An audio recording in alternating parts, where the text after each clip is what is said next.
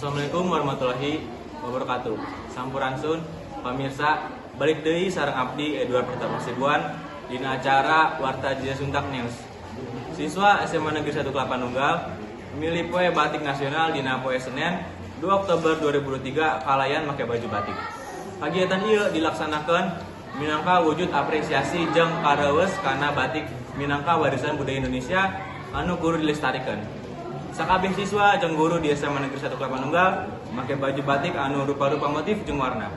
Kepala sekolah Bapak Jejang Hidayat netelakeun yen kegiatan ieu miboga tujuan pikeun ngaronjatkeun kasadaran siswa kana pentingna ngalestarikeun budaya Indonesia khususna batik.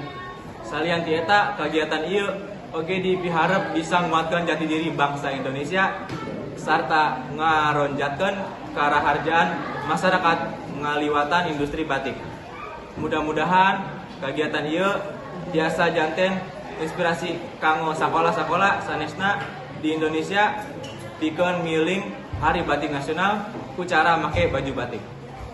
Pemirsa, barita Jaya Suntak siaran ayeuna dugi ka dieu mugia janten barokah kanggo urang sadaya. Ngawakilkeun redaksi Warta Basa Sunda Jaya Suntak News simpuring oge Edward Pratama Sibuan. Ayo orang balik amit mungkur Sunda Jaya. Assalamualaikum warahmatullahi wabarakatuh.